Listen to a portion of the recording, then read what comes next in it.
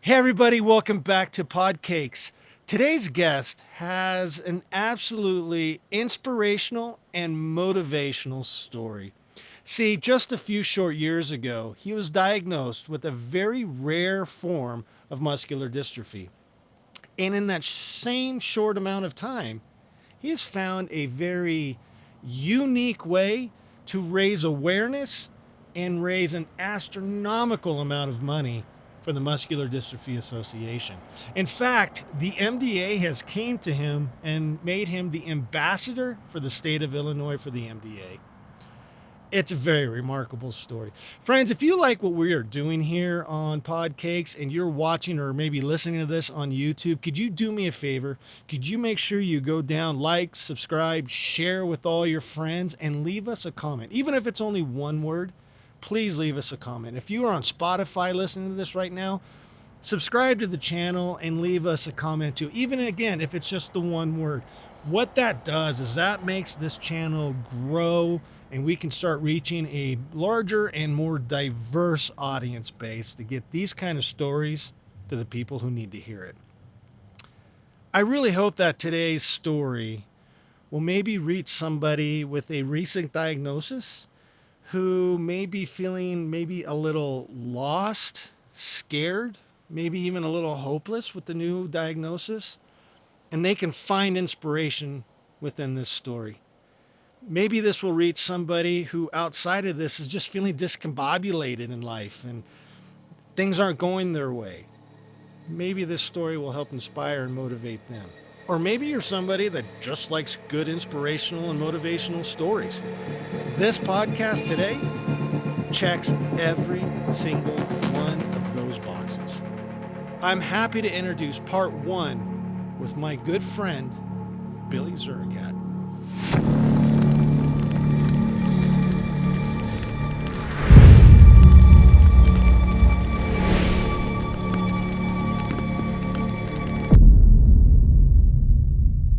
Hey Billy, how you doing, man? I'm good, brother. How are you? I'm doing really good.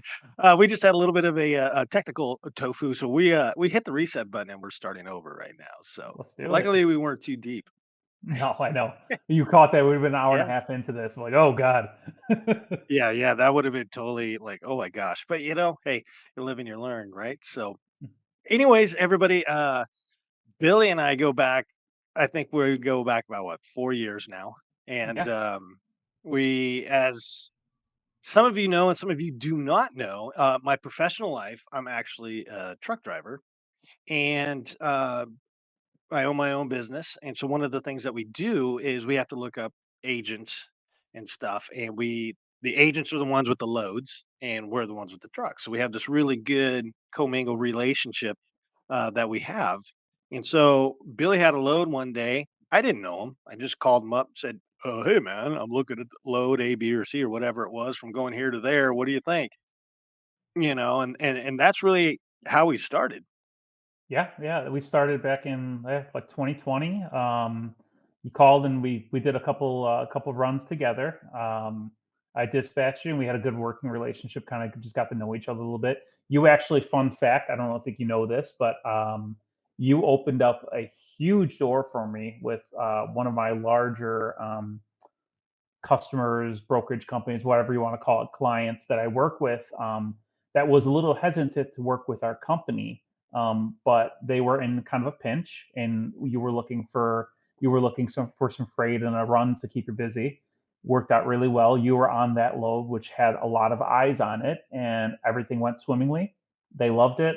They loved you. They liked our connection that myself had with their dispatching team, and we've been working together since then. And it's kind of funny, it's because of you, because you were the one who took on that responsibility to take that pressure and do that load, and you helped forge that relationship. So I don't know if you know that, but you are the reason I work with one of my larger companies still. I think that's really rad. Yeah. And I thinking about that right now, I do think I kind of remember you saying something like, "Hey, don't screw this up," something in that ballpark. But Yeah. I mean, I you know how I operate, man. Every Hmm. every load's the same. The way that I like to operate is like your reputation is in my trailer. So Mhm. I want to take your reputation with me. And I want to No. do everything I can to the best of my ability to, service that. So I wish others had that same perspective and I professionalism know, that man. you have. It's not like that. I wish. Yeah, I there's wish. some shady people right now in this industry for sure. Both So, ends of it. but Both ends. anyways, Yep. yeah, man. So why don't we go back a little bit? Because usually what we like to do, especially the first time on PodCakes here. Mhm. Um, so if you're somebody that's been listening to this podcast for a while, this is the first podcast under a new brand.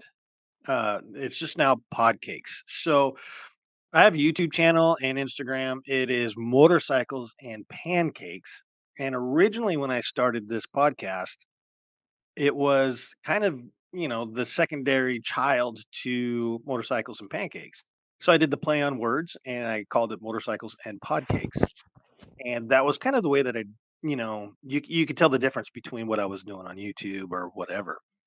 But moving on, I realized very quickly that the motorcycle community, is amazing as it is, I didn't want to pigeonhole myself to just that.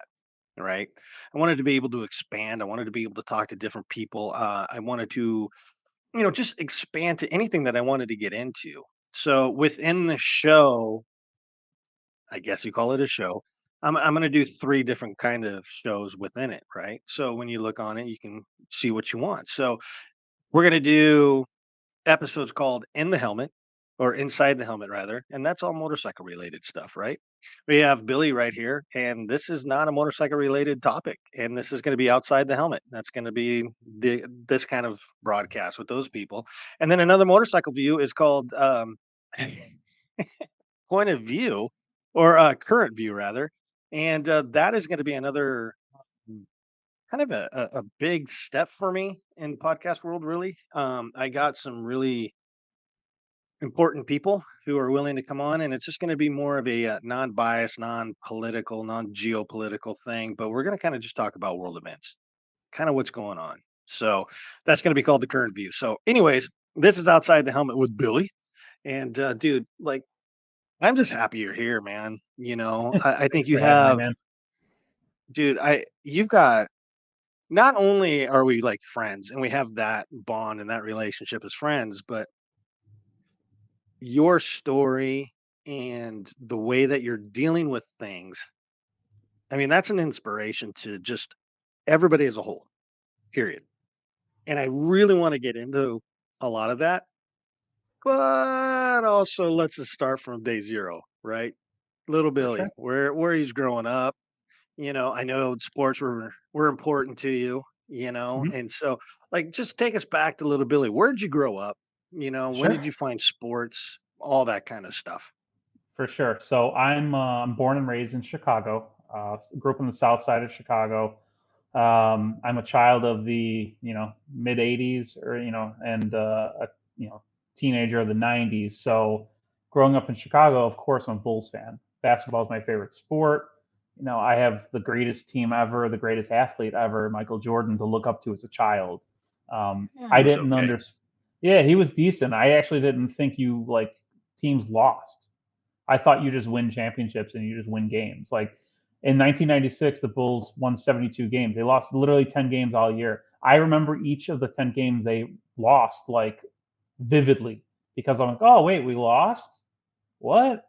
So basketball was Yeah. huge for me growing up. I loved it. So I played it as a child, grade school and everything. And eventually we moved out to the southwest suburbs, Orland Park, just about 25 miles southwest of the city. And so I grew up there, went to high school there, and yeah, played basketball in high school, recreationally with friends all over the place. Played football for literally 5 minutes. I got hit once. I went out to play football, and I went out to a Yeah. practice once. So like we're like, they're like, yeah, what position you want to play? I'm like, yeah, I'll play quarterback or tight end. I literally got hit one time, and I'm like, no, no, no, no, no. We're You're like, we're not we're doing this. done with that. Yeah, we are We're done. done. I'll just I'm gonna play non-contact basketball. I'm good. I'll just shoot threes and I get gotta out of everybody's way. I gotta tell you, man, real quick. I was playing football in high school too, and I remember we were out at doubles, and a couple of the quote unquote super popular kids wanted to play. And I Yeah. remember this one kid, I cannot remember his name. I just know he was blonde with a mullet because that was the day.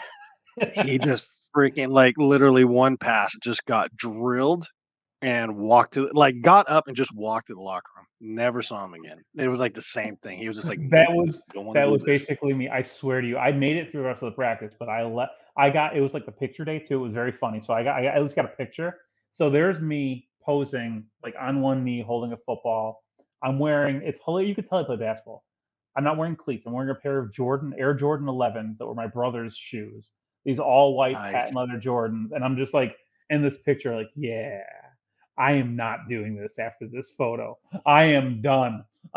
So, but yeah, basketball was a huge part of my life growing up. I mean, it was so much. I was so obsessed with like everything around basketball culture. Sneakers are huge. Night of like big time Nike Right. Jordan fan and everything. I even in high school I worked at Finish Line and Champs selling sneakers and stuff, and like I had dreams to work for Nike and being involved in sports in some way. Just I would feel like a lot of teenage boys had the same kind of aspirations, you know. Um, Yeah. but yeah, as time went on, like I knew I was trying to figure out what I wanted to do, but I knew I wanted to be involved in sports in some way. Well, you and I actually, I mean, I'm older than you, right? So I'm 48. I don't remember what you are, but you're I'm 40. I quite just a bit turned 40. younger. Yeah, see, and I remember, you're talking about the Bulls and losing and stuff. I remember the culture, even around the Portland area. I mean, Hmm. we had a pretty good team with the Blazers, but Yeah, it was never right there, you know. And I yeah, remember, man, I remember when the Bulls were playing and it was going to be broadcast. I mean, it was a big deal, Watch Jordan, Pippen and all that. All what is it, Bill Cartwright? All those guys playing right. underneath, and then Later especially when on. it was especially when it was like the Celtics, Oh yeah. or the Pistons, Hmm. one of the big rivalries. I just remember, man, those were the games to watch. It was I know. so rad. You had the NBA, the classic NBA on NBC theme, the John Tesh, dun, dun, dun, dun, dun, dun, dun, dun, dun, dun, dun, dun, dun, Yep. dun, dun, dun, dun, dun, dun, dun, dun. Yeah, that's Round Ball Rock right there. That's you can get my version online if you want. But no, that's it was like it was so. I mean, it was the best. Like the intros, even on NBC with like Marv Albert and everything, were so Mhm. cinematic, and it's like, oh, this is like if you watch them now, they're on YouTube and they're like incredible. Yeah, Like, man, that's you totally that's watch those. that was the best. That was such a cool time. No, dude, Um, absolutely. It wasn't a game, it was an event, you know? oh yeah, And oh yeah, I remember when this must have been like in the late '80s even, I remember when we got the color TV in the house. It oh was yeah, just like, so we had that like 19-inch black and white, and at some point it was a 19-inch color. It was amazing. yeah. It's changed It, everything. I know. Yeah. It's crazy to think about all the things now, even just technology. It's funny. I'm at a we're both at that weird age where like we grew up when there wasn't a lot, and then we saw things Right. change. Like the younger generation. I feel weird saying that, but like people in that Gen Zers, whatever, like they Yeah. don't know what a VCR is. They don't know what it was like to have to like if you miss a game, you're not watching it later. You have to wait till the 10 o'clock news comes on to get a highlight. It's just like Exactly. it's crazy. It's crazy to think about that stuff. Yeah, and you would do kinda weird things like, you knew when certain things were on, and you had to adjust your schedule and your life around, like, the basketball game or the football game, Oh yeah, or, like, for me, it was, like, Saturday night, Headbangers Ball, right? So you yeah, gotta be ready for all that stuff, man. yeah. Crazy. Yeah, dude. So moving on, I mean, so you played some hoops Hmm. in high school, not football. Wasn't that, but once you graduated out of the high school, I mean, so Hmm. where'd you go after that? What were your hopes, dreams, aspirations coming out of high school? Where was your So focus of life? it's like I thought I was going straight to the NBA, but then I realized I can't Didn't we all? jump. Yeah, so I thought it was. I thought it was going to happen, but it wasn't. It wasn't going to happen. So I had to make a real, priority of what I wanted to do. And Right. most parents want to see their kids become a doctor, or a lawyer, or something like that. Traditional, elite jobs. I'm like, that's not what I wanted to do. I wanted to do something in sports, and you know, I floated the idea about maybe being an agent, and being a sports agent, because that would have been really, really cool. But I didn't want to Yeah. go to. I started looking into it. And like, I don't want to go to law school. And then thought of maybe being an athletic trainer, but I don't want to go to medical school. And so my option, which I thought was probably best for me, because I like to be creative. I've always been a creative person, and I figured that maybe journalism was a way to go, be a broadcaster or a reporter. And so I took a journalism class my senior year of high school, and I kind of fell in love and with writing and creative writing. And from there, I went to Lewis University, which is in the southwest suburbs of Chicago in Romeoville, and I studied journalism and broadcast journalism. So first thing I did was go out and became a beat writer, for a beat reporter for the sports section of the newspaper. And so I That's started on cool. women's soccer was my first sport to cover. And so I didn't really know much about. I mean, I knew things about soccer, but not super deep into it, and especially not the women's version of it. And it was the best though. Getting into that, taking myself out of comfort zone, and learning how to cover a team and cover a game, go to a game, and not only give a recap but tell a story with it. And I learned the basics of that. And as time went on, I eventually went on to become this beat writer for the basketball team, and that was what I wanted. The men's basketball team. That's what I wanted to do. And eventually I became the sports editor, and I was in charge of the whole section, and I started doing my thing from Oh, there. In that same time period, as I became the sports director of the or sports editor of the newspaper, I also went on to become the sports director of the radio station. We have a college radio station there, and I wanted to host a sports talk show, which I did. Eventually called the Practice Squad. It was hosted by myself and a buddy of mine in college named Pete Toronto, and we hosted the yeah. Practice Squad. It was named the Practice Squad because we weren't good enough to be on the pro team on the main roster, so we were on the Practice Squad. So that's why I we were love named it. I love it. in the practice squad. And yeah, I've always been kind of an ambitious person, so I wanted to get into locker room access to like covering the pro teams. So Right. I kind of got slick, and I just used our radio station's call letters, which are WLRA, which that's like basically your identifier for what your where your station is from, like your you're basically like your I don't want to say your nickname, but the station's nickname basically is what a call Yes, letters are. The Yeah, yeah, exactly. FCC assigned call letters for that station. Yeah, Yeah. exactly. So I just used that as a way to get in with the Bears and Bulls, and didn't say I was a college station. Because if they knew I was in college, they would probably not. They just deny it. You're a college We're kid, and like, they wouldn't take you seriously. hey, we And get a step again. I remember getting that approval email that I got it. I freaked out that I had a media pass for both the Bulls and Bears, and I would go to Soldier Field every Sunday, and I would have access to watching the game in the press box, go in the locker room, interview players, do whatever I wanted to do. But it was really cool. I didn't horse around or anything. When I would go there, I was all business. I was serious. I wore a shirt and tie, and just sat there in the press box, and I didn't talk to anybody, like didn't bother. I just stood in the background and kind of like watched the other reporters and kind of admired what they did. And Yeah. I learned how to be professional. First thing is like being a 20-year-old, a 19-year-old at the time. It's like you put me in the Bears press box, and I remember a game where one of the most iconic Bears moments ever. Charles Peanut Tillman. He was a former cornerback on our team. Great player, great one of the better players in Bears history. He was known for the peanut punch. His nickname was Peanut, and he used to punch the ball out of receivers or running backs like arms. They would know he was coming. He'd literally punch the ball out, and he led the league in fumbles and is like top in fumbles caused. But he had a play where Randy Moss, all-time great receiver, played for the Yep. Patriots and Vikings. When he was with the Vikings, uh, End of the game. It's like 30 seconds left. They're down, I think 5 or something. They throw past to the end zone, and Randy Moss used to do what's people would call mossing somebody. He would jump over them. He was just so much taller. He'd just reach over and pull the ball away. Well, Right. he and Peanut Tillman went up to catch the ball in the end zone, and Peanut ripped it away from him. And so he mossed him, and it was like an iconic play. I'm in the press box. I can't cheer. I'm a diehard Bears fan. I want to be like, oh my God, that was insane.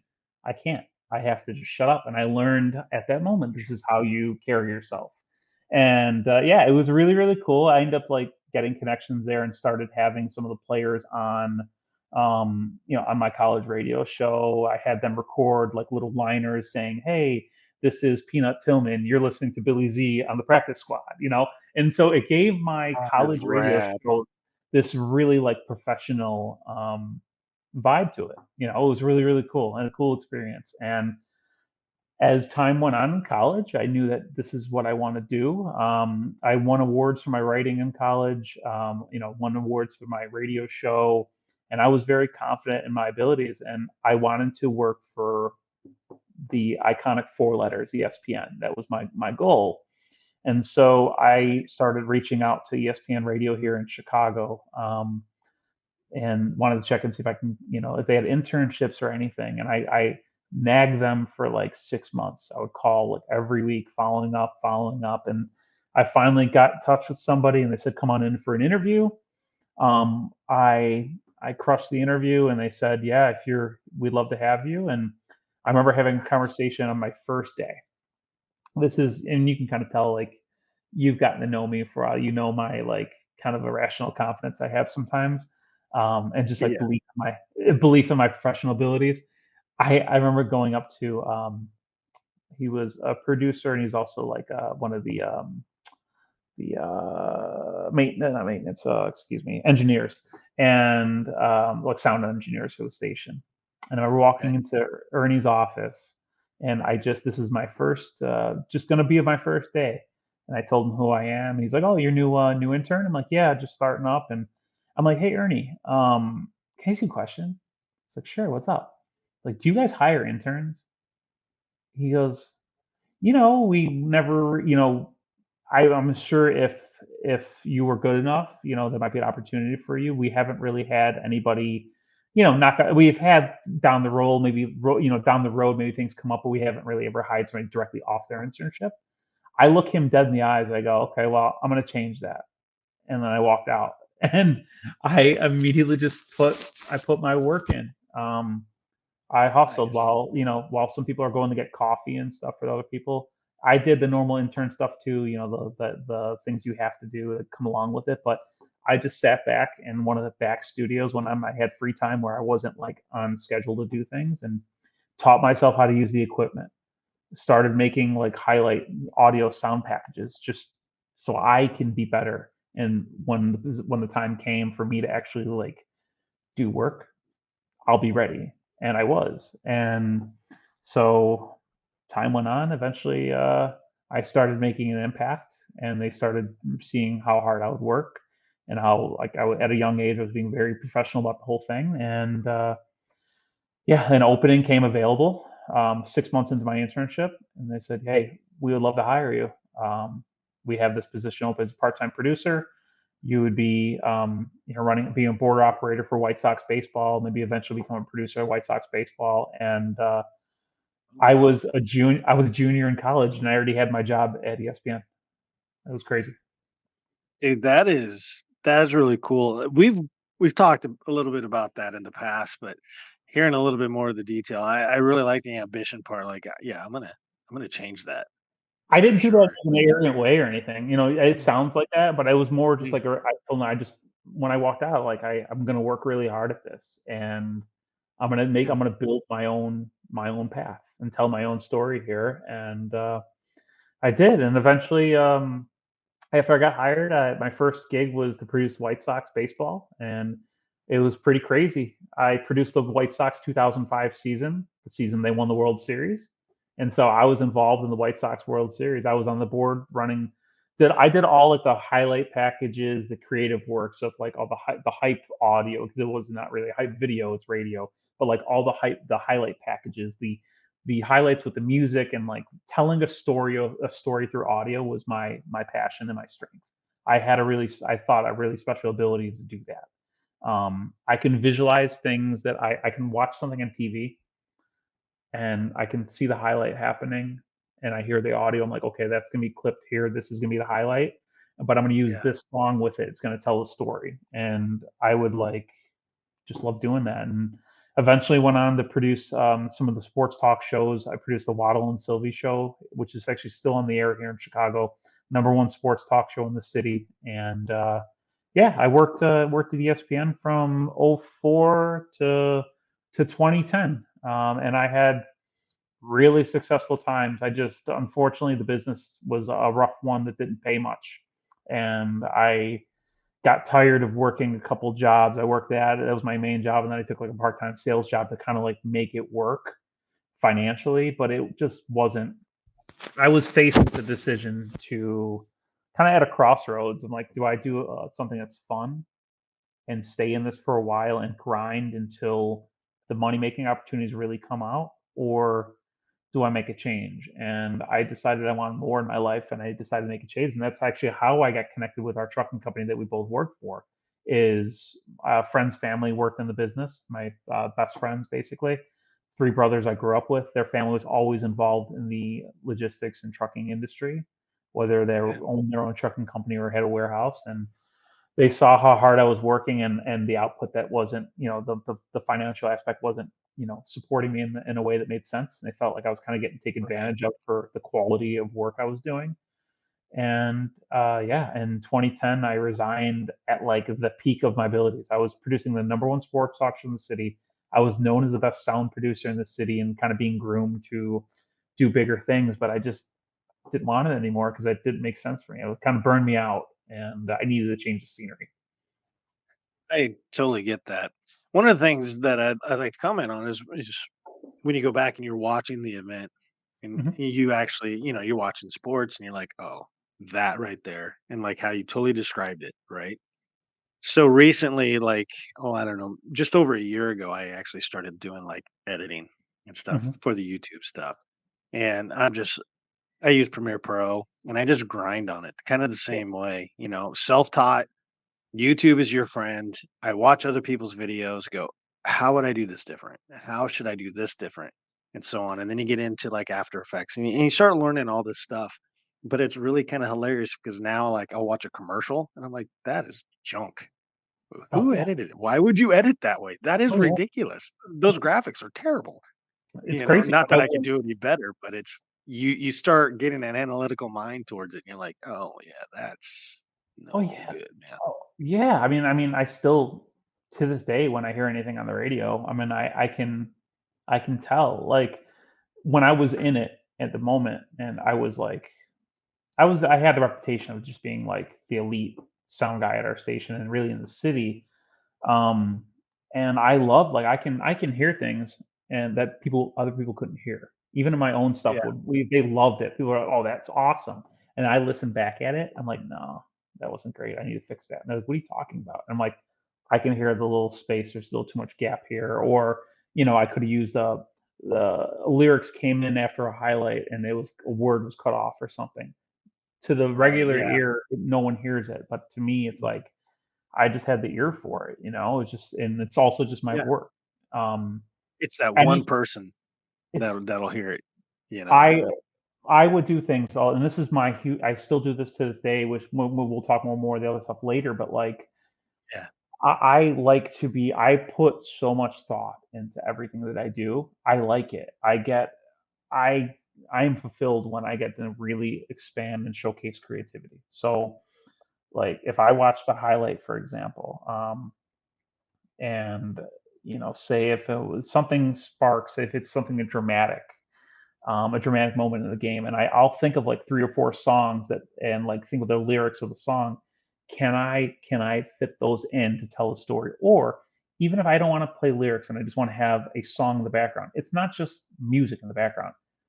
It's maybe the title of the song or a lyric of the song, but if that's popular, well, where you can just hear the audio and you know what I'm alluding to. You know why it was Exactly. there. There's a reason for it. It's not just slapped on to it. And we would get emails to our show's email and be like, after something airs, they're like, Billy Z, I got that reference. That's awesome. And like for those two people that might catch it, those are the ones I'm doing it for. Like, I Yeah, mean, I do it 100%. for me. I don't want to say that. I say this I tell anybody who works in any creative field, and you're doing the same thing too when you're doing editing now and in your shows and everything.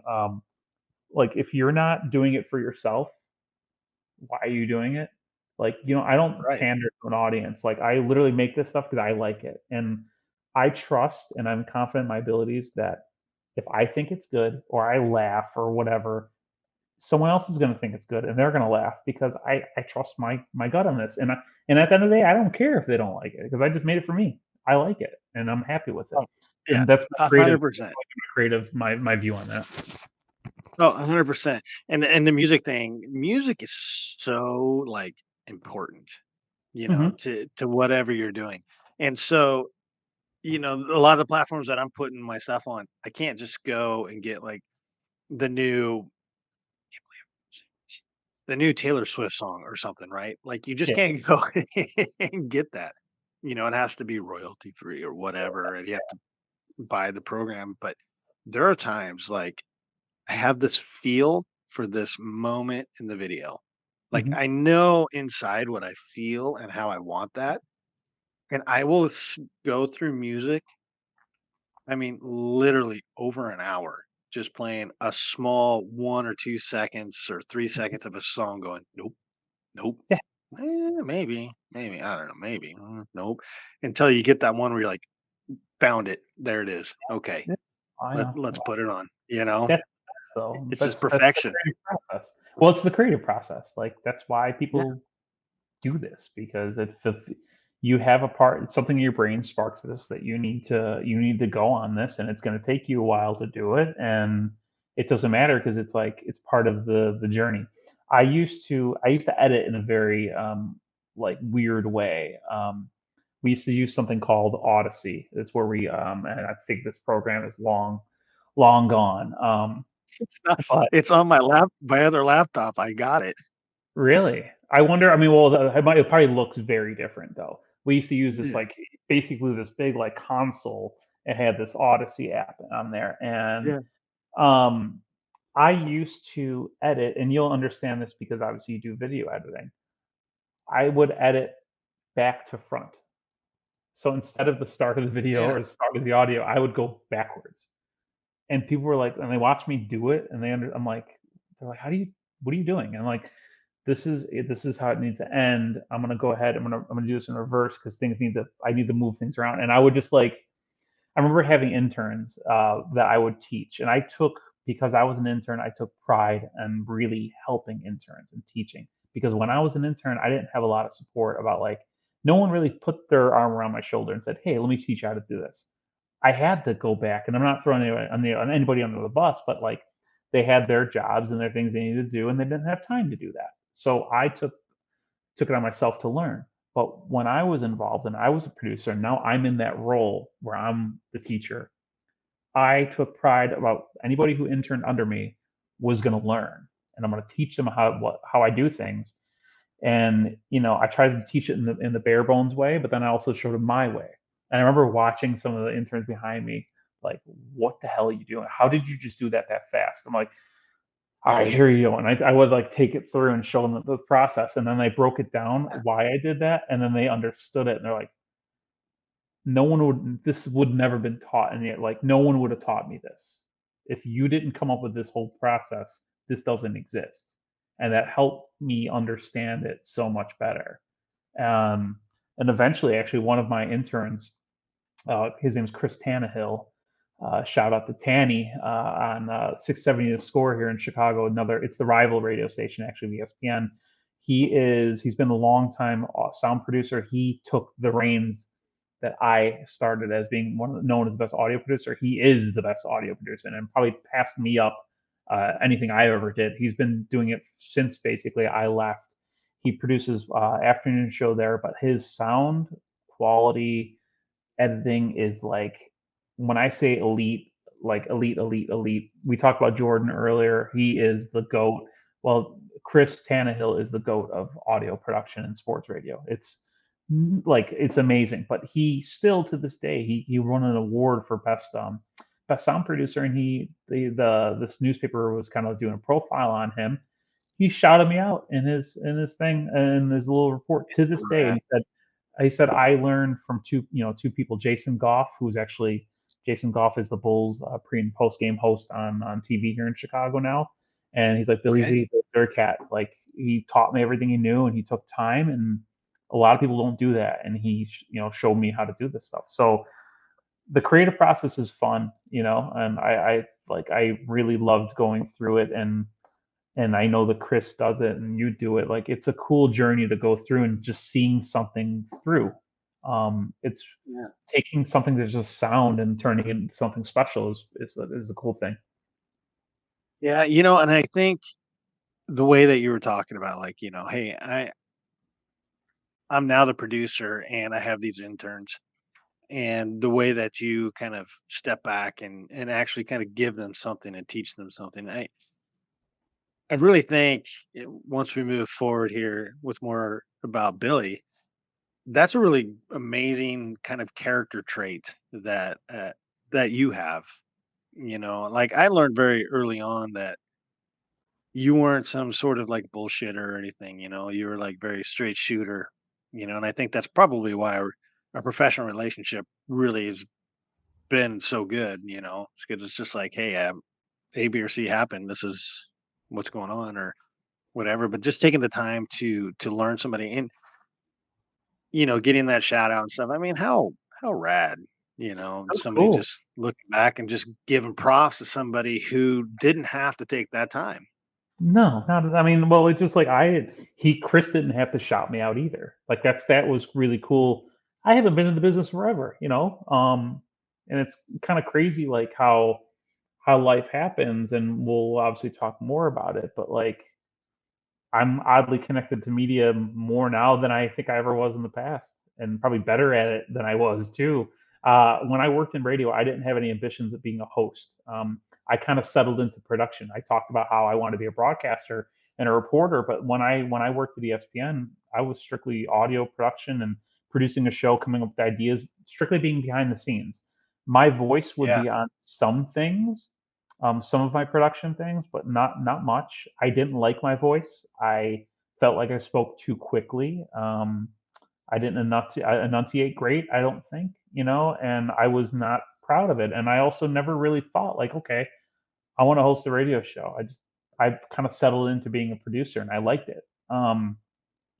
And it's kind of weird because like flash forward now, it's been 13 years and 14 years, coming up on 14 years now away from it, and if I could go back and take current self and put myself in that position back then, it's like could be a whole world of change with media and everything. But it's crazy right. how life goes. But uh, I think I was always media. It can be a tough industry with a lot of snaky people.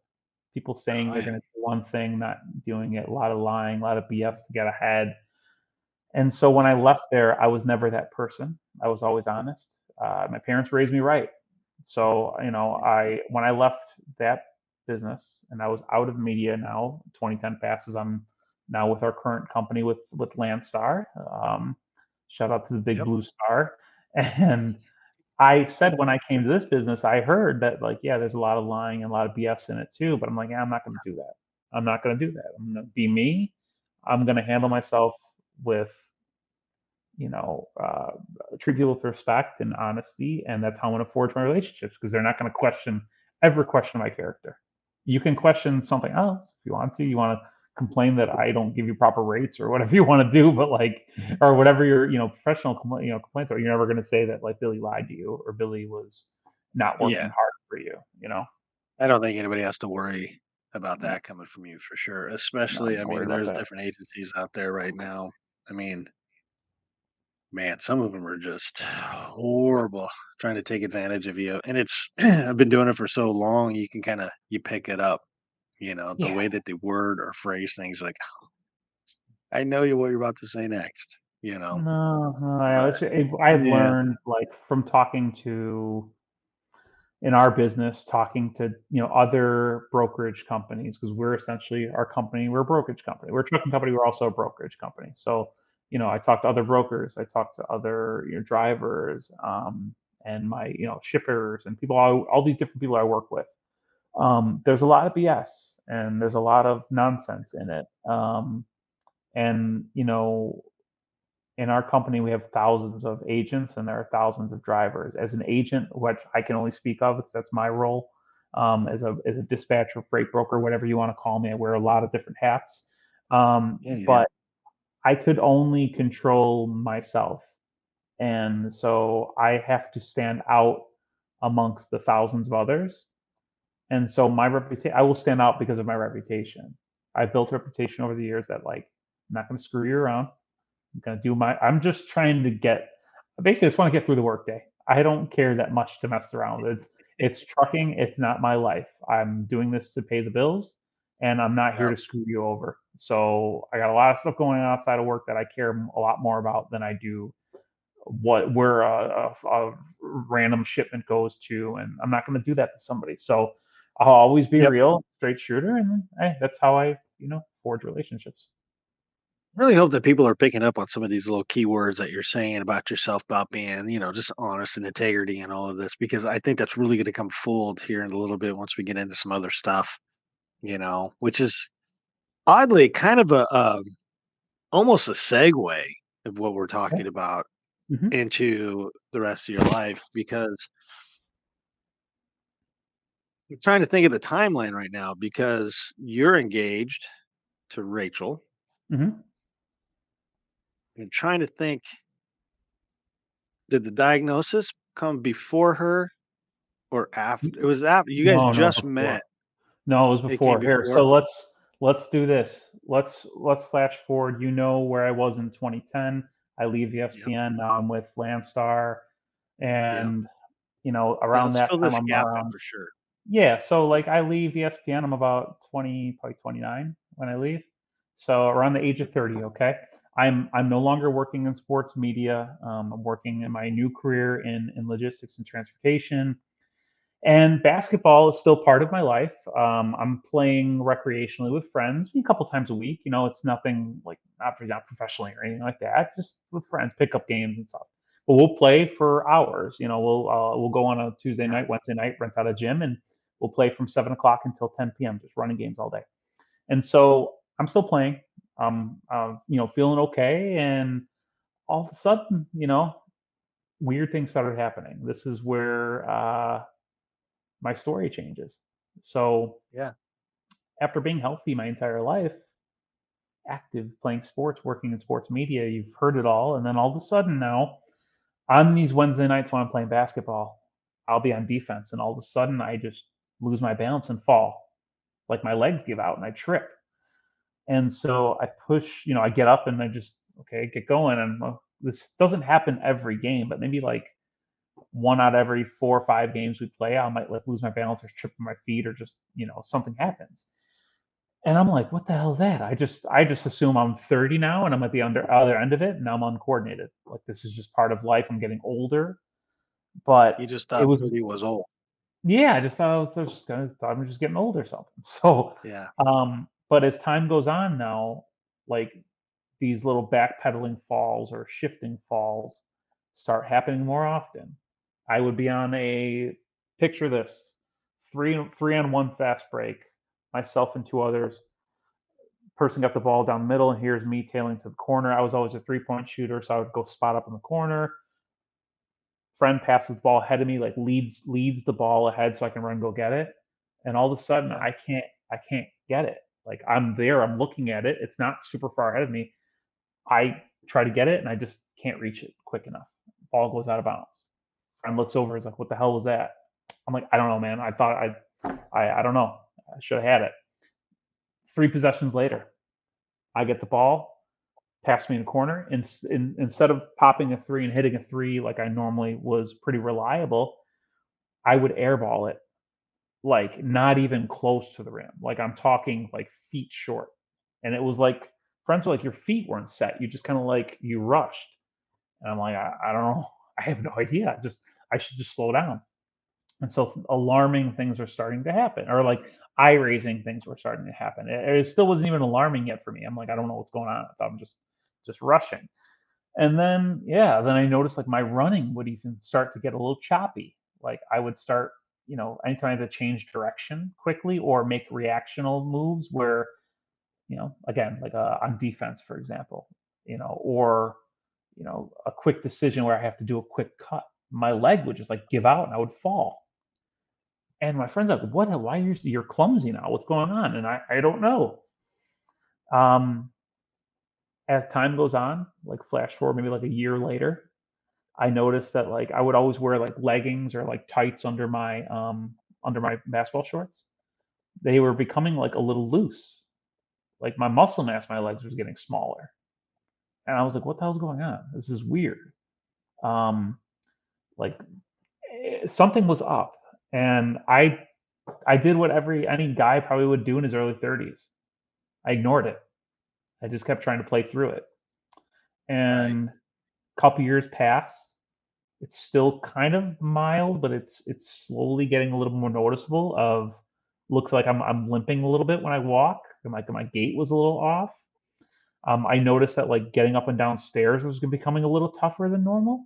Like anywhere where I had to generate like power, like a pushing up, I would have these problems. And one of the first you're gonna have many eye-opening moments for me and turning points, but one of the first turning points for me was in 2015. I went to Paris, France, with a girlfriend at the time, and we get to the Notre Dame Cathedral, and there's a spiral staircase you go up to a top level to you can that overlooks Paris. It's really pretty. Well, I'm going up this staircase and I am dying. I'm exhausted. I'm pushing up, kind of pulling myself on the railing, and I'm like really, really tired. And I'm not out of shape. I wasn't out of shape at the time or anything. I still worked out, still playing basketball, but I was struggling. And I finally get to the top, and actually, really kind of funny moment in this. It cracked me up. I was like exhausted. It was right after Christmas, so right before New Year's. It's winter out there. It's cold. We get out there, but I'm sweating. I'm soaked under my like my sweatshirt, my jacket that I was wearing, Parker, whatever. And I was like, man, I'm so tired. And I turn around, and for some reason, there's one random folding chair behind me, and I like died laughing. Like, there's a God, and I sat down in this chair, and I sat down for a second. But when I when I took that seat, it was in my head that I gotta figure out what's going on with me. There's something wrong. Something's wrong. So when I came back to Chicago after the trip, I went to the doctor for the first time in it's 2016, and I go to the doctor, explain that I'm having some type of leg issue or something muscle problem with my leg, and I started doing like all these tests, EKGs, EEGs, MRIs, CAT scans, you name it, I've done every stupid test, and I got no answers, just a bunch of medical bills, and it was frustrating. So I was like, okay, what the hell's going on? My body's changing. At this point, I can still run a little bit. I'm having trouble jumping.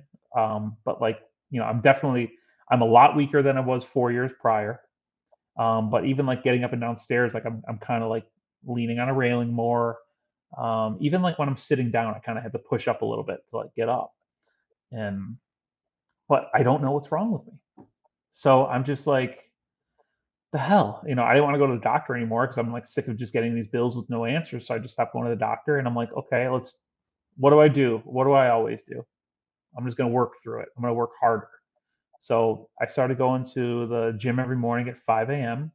I worked out with a personal trainer. I kind of told him what issues I was having. He was a former physical therapist, and he built a program to kind of like, I don't know, strengthen my legs again, like see if we can get some more mobility and strength back. And for a while, I actually thought it was like working. I felt like I was getting like I got some like I was able to like leg press more than I started, and I was, you know, working through this.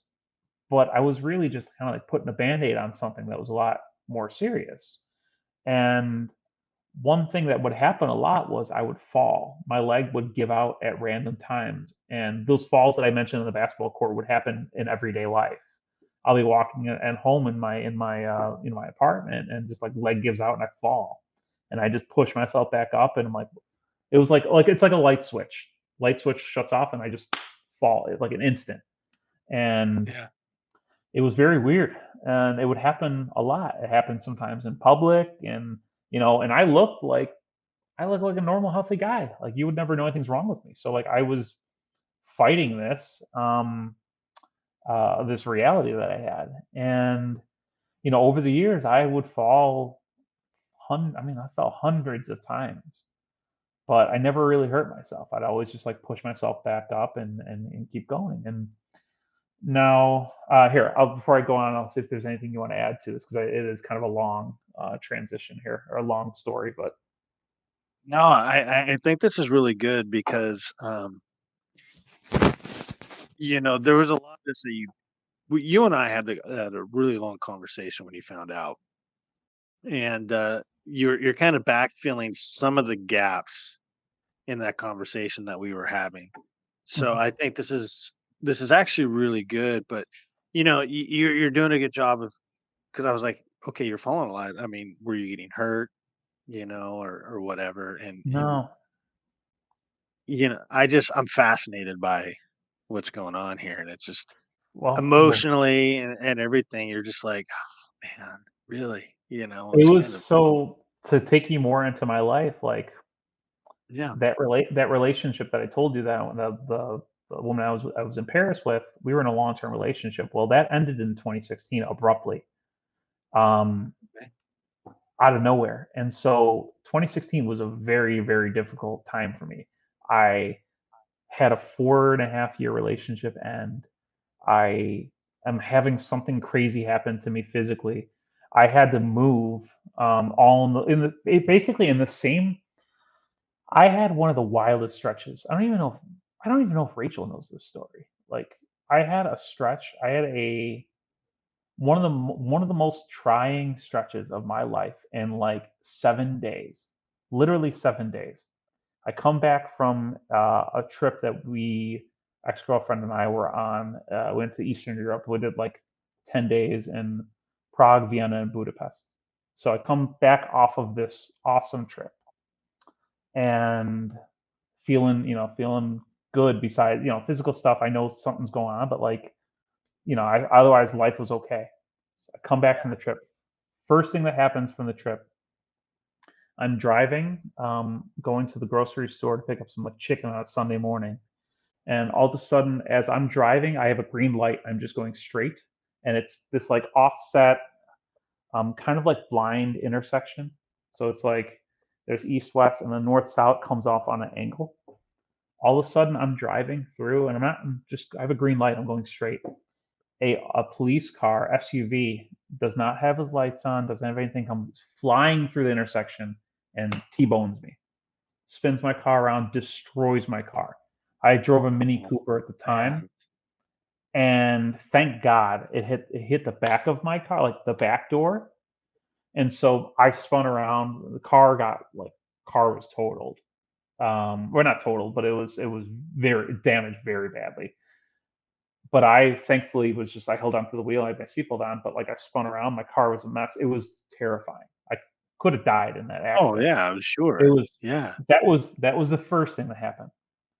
2 days later, I got an email from my landlord, my place, says that they can't renew my lease and I have to move out in like a month and a half, or a little less than a month, a little over a month basically, because I think they sold the unit or something. But they kind of like we were under the impression we are under the agreement that I was going to renew and staying there. I had no intentions on moving or anything. Right. So I go into this terrible car accident. I basically have to move, and then next night after I find that out, I get a message from my ex saying, "Hey, we need to talk. I want to talk to you in person." Okay, and then all of a sudden, like she breaks up with me. Next, a couple days later. So in 1 week, I come back from vacation, which I'm on the high, and then I get crushed with a car accident. I have to move. My relationship is over, which I have no idea why. It was very vague. It was a whole thing, and I know stuff that I don't want, won't talk about that today, but we had a whole thing that I found Yeah. out later on. And on top of that, I have something crazy going on with my health. So I basically had a panic attack and it was the worst. I was Yeah. going through so much in a short period of time. Um, So so it was crazy. so we'll take a break right there because Mhm, so one of the things that we're into here with the PODcakes, right? And my YouTube channel and everything is actually men's mental health. mhm. So I know a lot of people listen to the podcast are like, oh, here we go. But I don't know if you know this or maybe some new people to the channel, but about 10 years ago, I went through something where I attempted to end my own life, right? And so that didn't happen, and I kept that a secret for a while because I didn't want anybody to know. And then at some point, I met this entire beautiful motorcycle community, dual sport adventure community, and I met this guy. His name's Chris Bragg. He goes through, or goes by rather, Moto, and he put out a video about himself where he almost rode his motorcycle off a cliff, right? So he and I had this conversation, and then about a year later, I put out a video on my channel. It's called My Inner Monologue, and it's my story, right? So we've become kind of advocates and pushing for men's mental health because it's all, hey Billy, you're a dude, push it down, don't worry about it, right? Yeah, So you're talking about this entire, like you're just saying, you're on this massive high coming back from your trip, getting smashed up in the Mini Cooper, having the girl having to move. Dude, it's like, how did you deal with that? Like, you said you had a panic attack, I you did. know, I did actually. but I remember specifically. I will remember this for the rest of my life. I remember the day after she broke up with me. Um, I woke up in an empty apartment, and it was like 9:30 in the morning. I needed somebody to talk to, and it was like I couldn't reach any of my friends, and I got down to one knee, and I couldn't breathe. I kept trying to breathe, and I couldn't breathe, and I was freaking out, and I didn't know who to call, and I ended up calling my friends. My friend's girlfriend is the only person I can get a hold of. And I'm like, I need somebody. I need to talk to somebody now. She's like, what's wrong? I'm like, I can't breathe, and I was like freaking out. She's like, talk to me, talk to me. I'm like, I can't do this. I can't. This is so much. This is so much, and so she calmed me down. She was just breathe, control your breathing, just breathe first off. It's gonna be okay. Just do that. And there was a stretch where I went through after that moment and that like panic attack. My best friend, my best friend's name is Waleed. My little brother basically. He did not leave my side. Besides that moment that I was alone at home, he stayed with me like the entire weekend. He made sure that I hung out with him and like he did the best he can to keep me there. And I'll remember that. I'll always remember that because he just had to keep me sane. And then like as time went on, um, a month later, month and a half later, I needed to like find myself again, just to figure out what was. I had a lot going on. And again, this now has nothing to do with health or anything. This is just like mental health, just trying to get myself back. This is not about my legs or oh, anything. It's my brain and my yeah, heart. What's off? And I remember going to Toronto, Canada. To my birthday is June 12th, and I decided to go to Toronto to celebrate my birthday with my close friend of mine and his wife and their kid lived in Toronto. They used to live in Chicago. We grew up together. They moved to Toronto, and I'm like, okay, I'm gonna go visit them. So I just booked a flight, and I'm like, I need to get out of here. And that weekend in Toronto was the the start of where I started to smile again. I just started having fun with them. I stopped thinking about the nonsense. And then I came back after that trip. So Toronto will ever forever have a special place in my heart, like because that was the city that kind of corrected me a little bit. And then I came right. back. I remember golfing with some friends of mine, really close friends. I came across some things that I didn't want to necessarily see, but I needed to see them, and it helped me shut the door on that relationship and that part of the hurt that was there. I saw something that I would have broke my heart, but I saw that. I'm like, no, I actually good door done, and I started a new part of my life at that point. And so Gave you the closure, the mental it, closure that you I needed. needed this. I needed to see it and realize that it wasn't all. None of it was worth a damn. It's not worth my tears. Yeah. Wasn't worth the heartache. And Well, one thing I took away from that relationship was though I never had a pet in my life. I never had a dog or cat or anything growing up. But she had dogs, and I had my first experience with them, and I grew to love them. And had to put one of the dogs down, that which was, oh, it's so hard. I never knew what that meant until I went Yep. through it. But I walked away from that relationship and also from my time in Toronto because my friends had a dog as well. They had a wiener dog, and I just grew to love wiener dogs. And I said, I want to get a dog. Once I'm settled here and I can, find the right fit for me, I'm going to adopt a dog. And 6 months later or so, once I kind of figured, got my sea legs back a little bit, and I was getting more confident and kind of figuring things out, I ended up did one of the biggest things I've ever done in my life, and I adopted my dog Einstein, my wiener dog, Yeah. wire-haired dachshund. He's a He's awesome. stray from the Texas Mexico border, but I needed a friend badly, and he needed me, I needed him, and it was the best partnership ever. And yeah, I adopted him in 2016, and all of a sudden the year started changing. Now I have something more to work for, to come home to.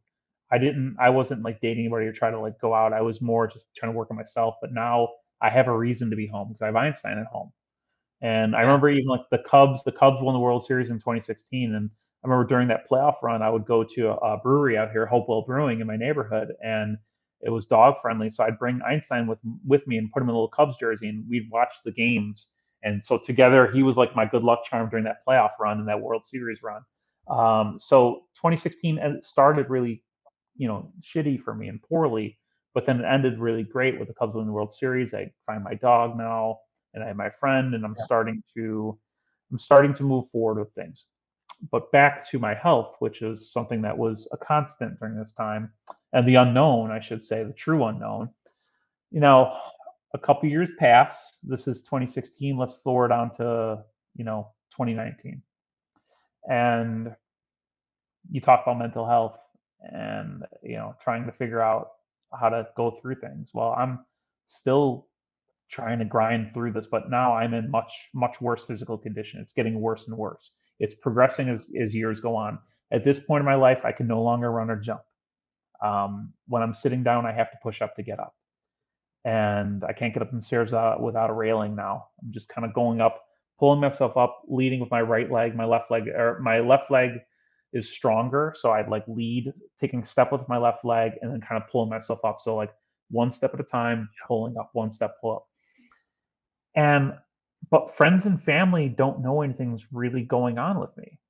They have no idea I'm having these issues. Well, a couple of friends, but no, I kept it really close. And again, I walk in a room, you probably not gonna know anything's wrong with me.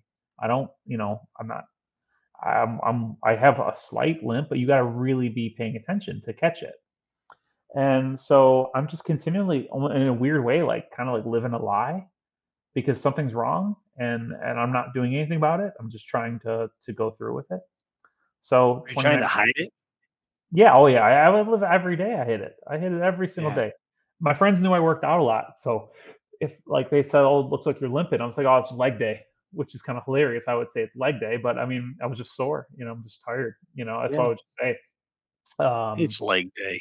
it's leg day. Yeah. So now 20 flash forward into the end of 2019. We're approaching 2020. So after my relationship ends, um, I'm single. I'll go on dates. Met a lot of people, but I never nothing. No one ever never latched on anything. And then I took basically a year for myself. I didn't go on a single date, and from February of 2019 till the end of 2019, approaching 2020, I didn't go on a single date, didn't talk to anybody. I just said I don't want to do this anymore. I'm just gonna like focus on myself, be a good dog dad, try to work my professional career out, and just have time with my friends. I'm not worrying about a relationship. If it falls in line, great. Right. And So you're talking about, working on yourself. Like, first of all, let's we're gonna come back to that for a second, but you were talking about when you got Einstein. Yeah. which is a rad dog. Doesn't he have his own IG page? Yeah, World of Einstein. I don't really Yeah, update it as there much as you I go. used to. They used to be the That's elite. all right. That was my main focus was his page. Now it's in the Yeah, back seat, but he'll make an appearance on my personal page, and then like yeah, he still has World of Einstein. he's a rad dog. He's a local celebrity. Absolutely. People know him in the neighborhood. Yeah. Right, right, right. Local neighborhood. I think it's funny because you were talking about like when you met them, it's Mhm, like you needed him, he needed you, right? mhm, And especially when you're rescuing a dog, because sometimes you just don't know. And when you were talking about that, that made me remind me of Toby. One of these, we had a couple pugs for a long time, mhm. and so we had Tucker, and we were talking about getting another pug. So we started looking around, and we found one, and found him at Pacific Pug Rescue here in Portland. And we found, I was just going through, I was in Salt Lake City, and it was like, holy crap, snow outside. And I was just on my phone, and I was like going through the dogs, and I just came on Toby's profile, and I'm like, that's my dog. That's my dog. Yeah. So when we got home, they were having a meet and greet, and I was listening to everything about, or reading everything that was listed about him, and they were talking about like probably not good for dudes or for men. Was actually beat and abused by a man, you know, and don't come up from behind because he'll probably, go and gnaw at you or whatever. And it Mhm. was like a really weird thing. I remember I walked in and I'm like, where is he? And Yeah. it's like we made contact, eye contact. That was it. He Awesome. knew and I knew, like, that's it. We're a thing. And he was my trucking dog, man. He went everywhere with Nice. me. I It's have awesome, I have you a know. story with Einstein. So I found him on the Illinois Pet Finder site, which links you to different rescues throughout the country. He was a Uh, stray from the Texas-Mexico border. There's a rescue called Tracy's Dogs, which they would. There's a huge overcrowding population in Texas of dogs. They would scoop up these dogs, give them, obviously take care of them, and then they would drive them. They have their own tractor trailer, basically like this whole trailer hitch, and they would bring this. They do adoption events in different cities, and they'll bring up 50 dogs from Texas up to different cities, to different like PetSmarts and stuff. You do all the stuff online, and you talk to them, and it's a huge like in very strict like interview process. It was crazy. But I I ended up saw getting. them at a rest area. Did you? I was at a They're rest they're awesome. area, and they were parked there in, like, a Sprinter van, and they Yeah, had the side door open, and then they had all the dogs in the crates, and I was like, yeah. "What is this?" And they told me about it, and I was sitting there, I was loving on the dogs for a while, Yeah, but no, yeah, it's a it's great. funny. Yeah, I saw They're them. awesome. They're great. I mean, Mhm. I'll always be indebted to them because they obviously introduced me to my guy. But I Yeah. remember when I go to this event now, I have like a no experience with dogs, really, or little experience with dogs. So I go to this event. I'm gonna get Einstein again. He's a like a at the time was a like a 14.5 pound wire haired dachshund, standard size. There's a little, larger for a dachshund, but he's not a big dog by any means. Right. So we go to the PetSmart, and I'm like, I need to get a harness and stuff for them. And the staff is like, oh, you should just get this harness here. This will work. And I'm like, sure, okay. So I buy everything. I put this harness on them. We walk out. The location was in a suburb of Chicago, and it's like pretty close to the highway. So I go out of there, and I'm walking Einstein, and it looks like he's limping. And I look down, and he was kind of like moving his leg a little bit. And all of a sudden, I look up for a second. I look back down. He's gone. He wiggled out of his harness and Oh, ran no. away. And I almost died. I thought I lost my dog immediately. I just literally got this dog and walking out, and he's gone. I'm freaking out and trying to like find him, and I'm yelling like help, help, help. The one of the owners of the rescue comes out, and they start calling his name, and he came to them. He was scared. He came to them, and thankfully he's okay. Like he didn't run onto the highway or anything, but I almost died. And Yeah. they come up, and they're like, "What harness did they give you?" And I'm like, "I told them." They're like, "No, no, no, this is not what you need." And they're like, "Here, we'll give you the one we had from before." But I remember going into the car, and I have him. I get to the car, put him in my lap, put him down. I literally look at this dog. I have a heart to heart with him. I'm like, "Listen, don't ever do that again. You're never going to want to do that. No one's ever going to love you more than I will. There's no reason to be scared. I'm your person. I promise you, You're never gonna get. I will never let anybody hurt you, but I will hurt you if you ever do that again. Don't, please. And he won't leave my side since. So, but it was crazy. Like I had a heart attack. I almost lost my dog basically Oh immediately. my god, So but yeah, bro. he He's your he's herd dog. he's my dog. But like he's got all sorts of anxieties. I've had to learn how to deal with his issues from who knows what his past was. I don't know what happened exactly, but he's a lot of things that trigger him. But I like save him from himself in those positions, or I try to put him in the best position to succeed and take care of him when he needs it. That dog Yeah. though is special, and he knows like when I'm off. I remember, moments I had with him, like I'm obviously going through something at this time. Something's wrong with my body. I'm having some kind of physical issue. I remember going to do a biopsy where they took a little piece of muscle to test out of my quad, and I basically felt like someone shot me in the leg, like after for the recovery of Man. it. So I couldn't be off of my. I had to be off my leg, but I had to also walk my dog. So I had to hop down with a crutch down the steps to like get him out. But I remember like doing that, and then I'm upset. I'm obviously don't know what's going on, and I have a lot going on. And I remember him coming up to me and just like sitting in my lap, and it was like a Saturday night, you know, early 30s, like the night I should probably be going out or something. No, I'm on my couch. I ordered Thai food, and I pay-per-viewed Secret Life of Pets, and I watched Secret Life of Pets with my dog on my lap, and he just sat there like a baby on me, and we have that bond. Like he knows, you know, there's times where I've fallen on the street and hurt myself. Well, here, let's actually go forward a little bit. This is a All perfect right. opportunity for me to lead ahead a little bit. So I'm gonna keep a thought about Einstein. I'm gonna go back to Einstein in a second, but I alluded to taking time for myself, not trying to go on dates or anything like that. And 2019. 2019. So this is November, end of 2000. This is like December of 2020 at this, or 2019. Excuse me. Okay.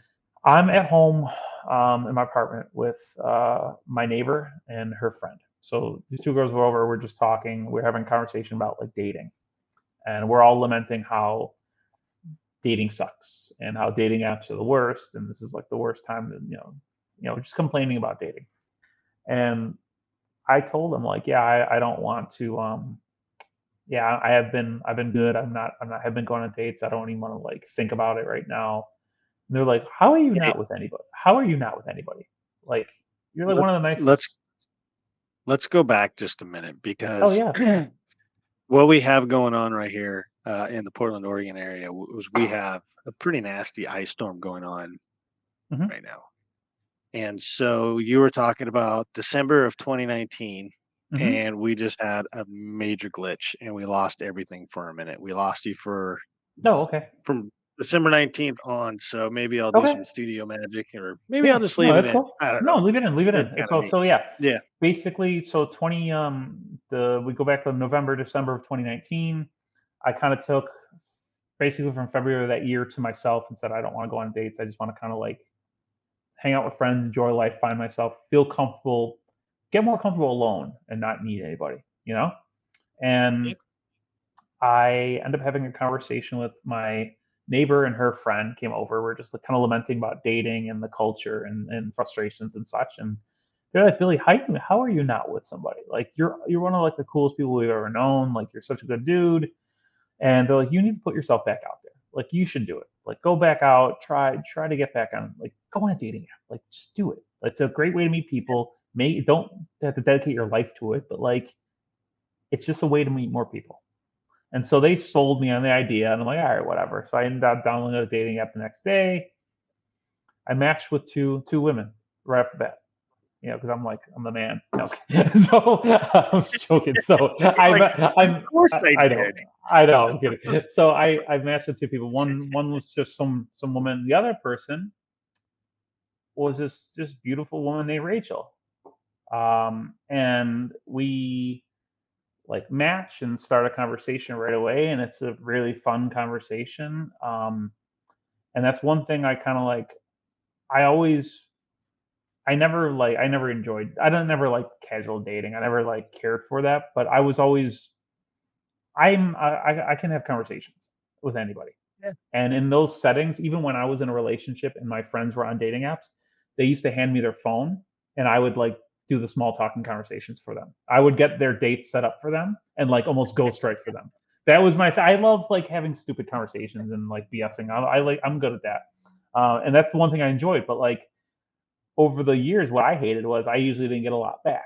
It's always just like, "What's your favorite color?" Like, "Oh, I like Oh, geez. tacos." It was just like stupid conversation. But Rachel and I had a great, funny, like engaging, hilarious conversation. So I'm like, huh, I like where this is going.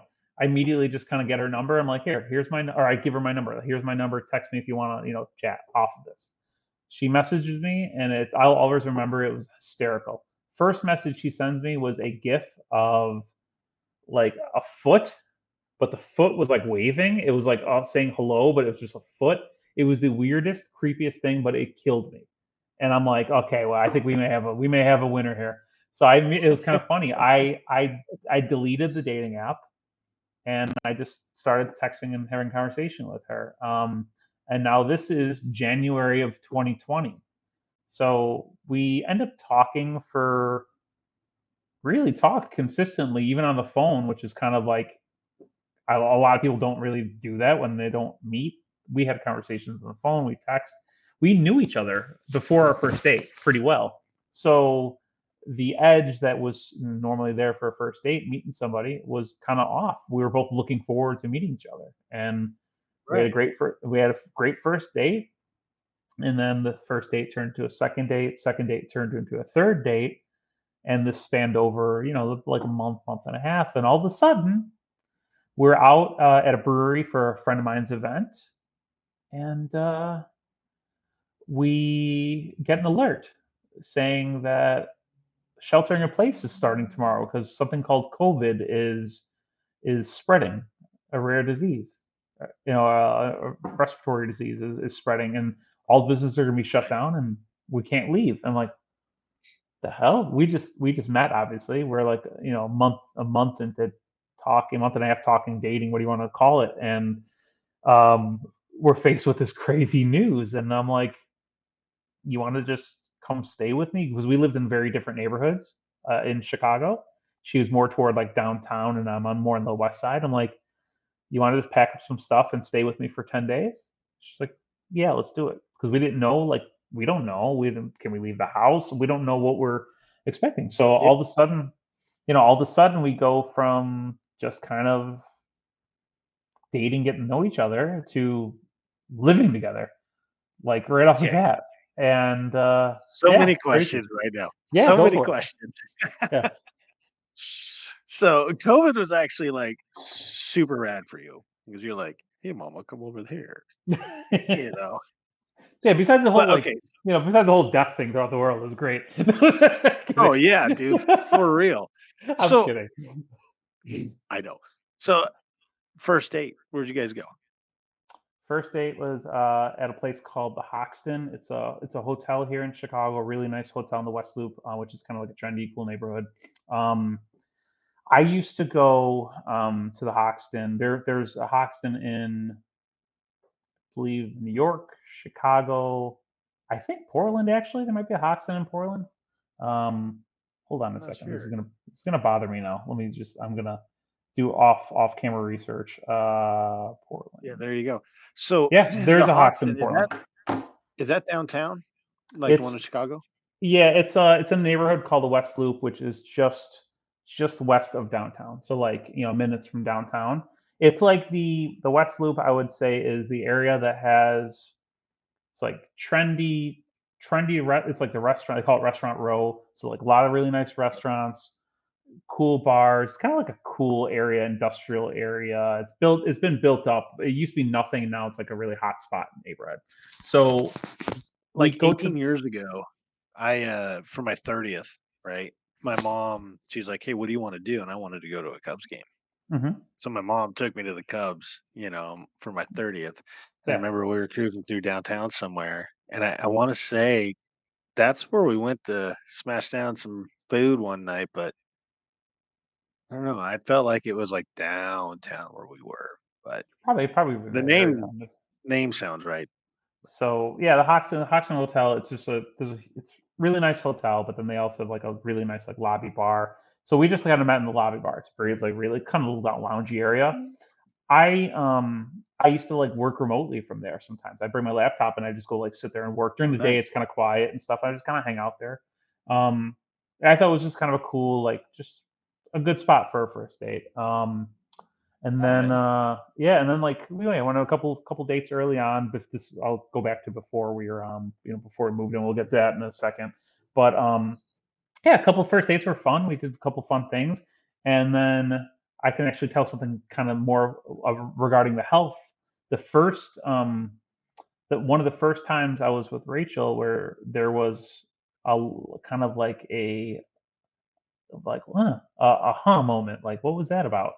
Where we went to the Chicago Auto Show with a big group of friends of mine. It was the first time like she met a lot of my friends. We went to the auto show, walked around for a little bit, and then we ended up going to like a brewery and had some beers and some food after. But at the auto show, we're walking, and I had issues with sometimes, like I told, my legs would kind of like randomly give out. But uneven ground, for example, or if say if we're walking on like a cobblestone road, or like cracks in the ground, changes in elevation, these things can trigger my balance issues. And I was walking, and it's kind of like it's carpeted area, but it was kind of like a little ramp that I didn't see. You have to like really pay attention. You wouldn't even notice that there was a change in elevation. I walked, my leg gave out, and I fell. I like ate shit. And I got up really quickly and tried to pay no, try to act like nothing, what's wrong, anything happened. She's like, "You okay?" I'm like, "Oh yeah, carpet monster got me. I don't know what that was." And I tried to play it off like nothing was wrong.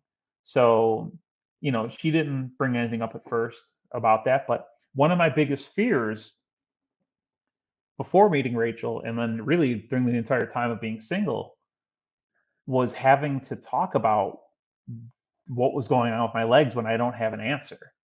I was scared to like bring that up to anybody. I didn't want to. What am I going to say? Like I have a weird thing happening with my legs. That's what I would say. Like I have a weird muscle issue. I didn't know what to say, and I don't. And then they asked me like why. I didn't want to answer the questions when I didn't have answers.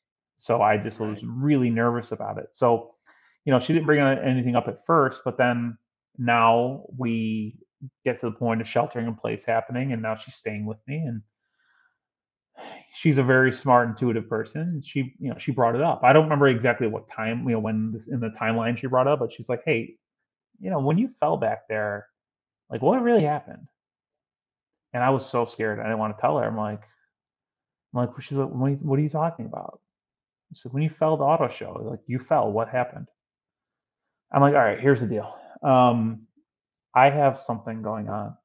Like I told you before, I have a weird muscle thing going on. I went to the doctor before and I didn't get any answers, and I've just been kind of ignoring it. Damn earbud. It's all right. Yeah, this thing slides out of my ear constantly, and I can feel it getting looser, looser. So, she's like, What is it?" And I don't know. I've been having this problem for a little bit. It's kind of been progressing, but I just don't have any answers.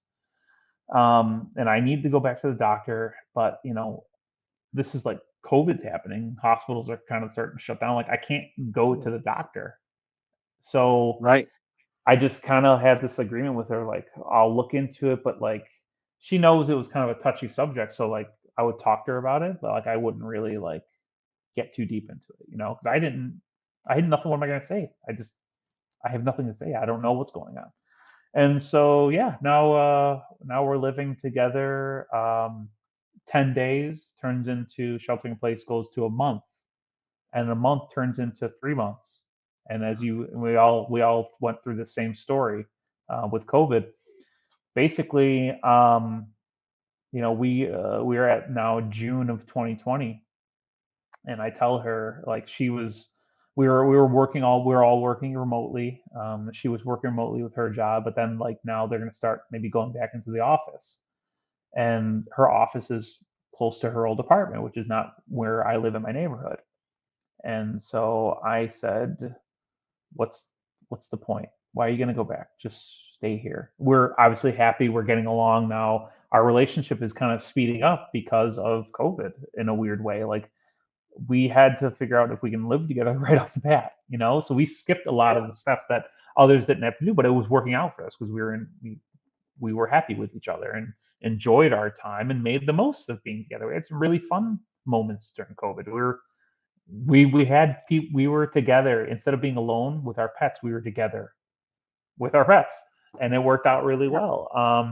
And I remember asking her, and I said, just her lease was up, pretty soon after, like I think it was like September of that year.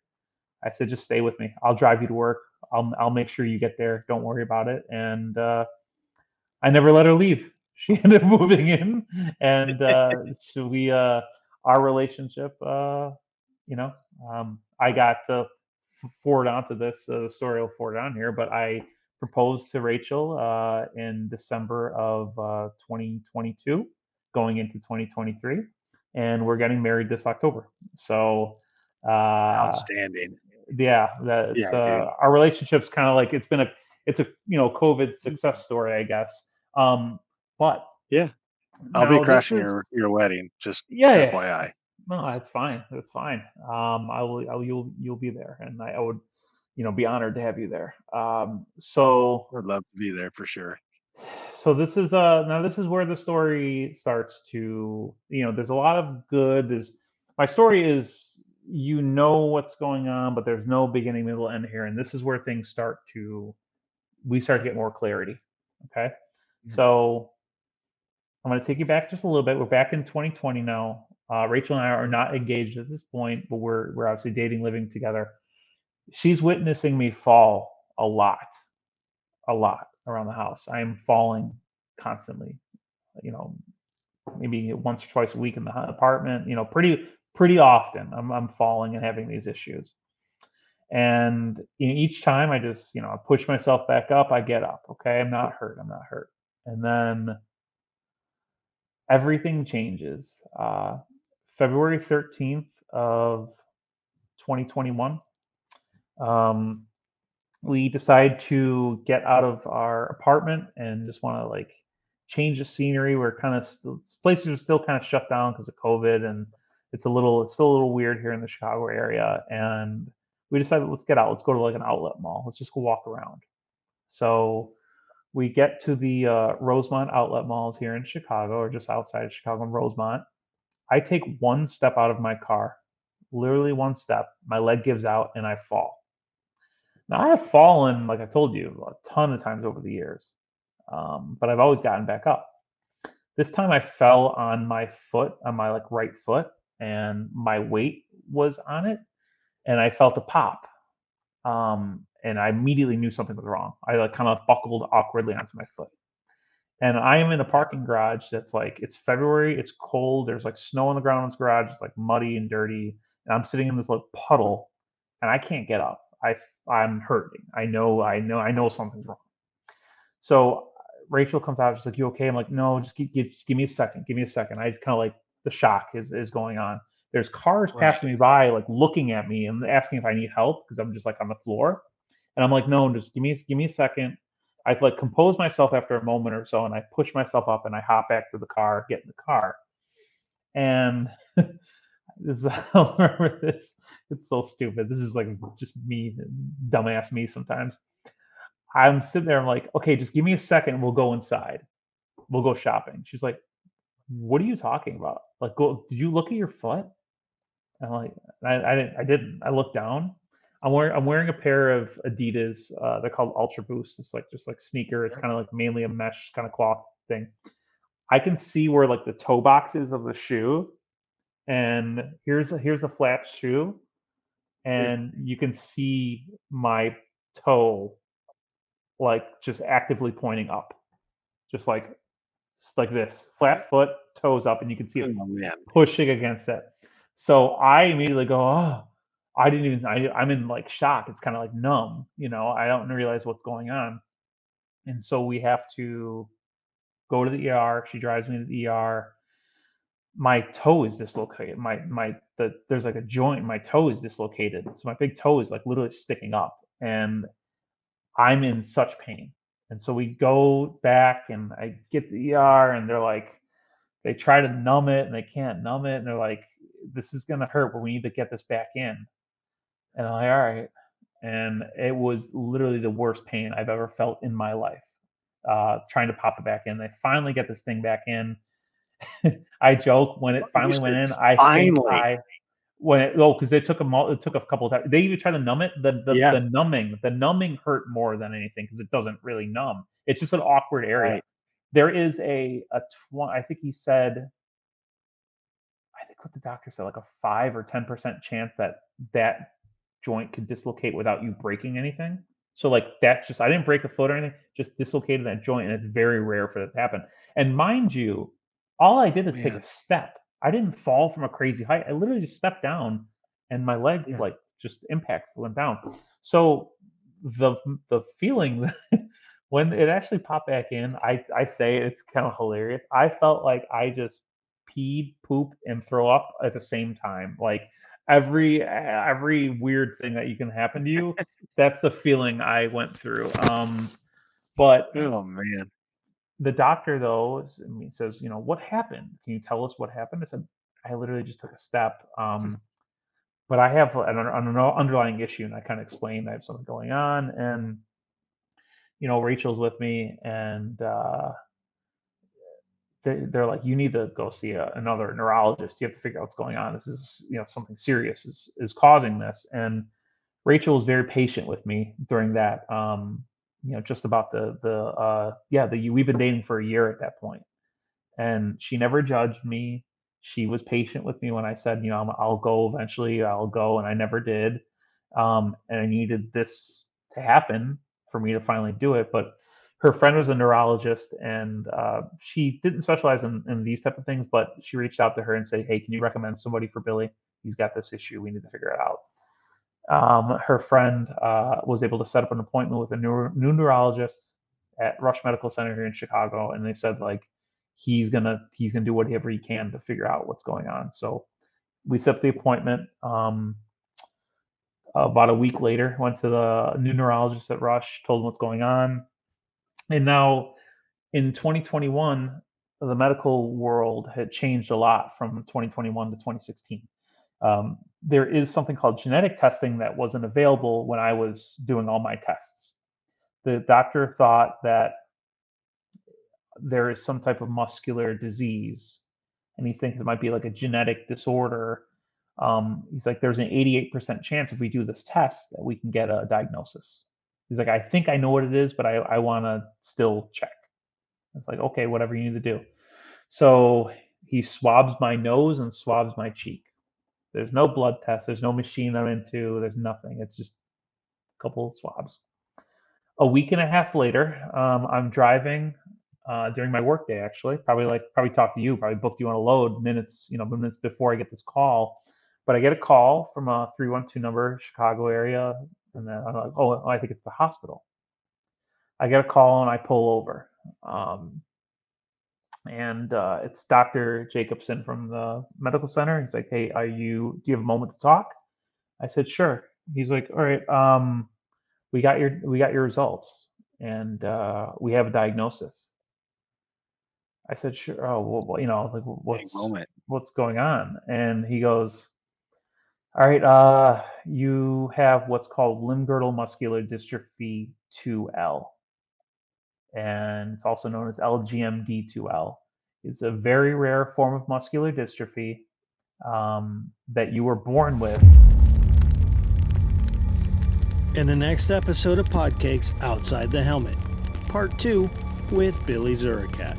It's weird. It's like a relief that I have an answer now, but then I start asking questions.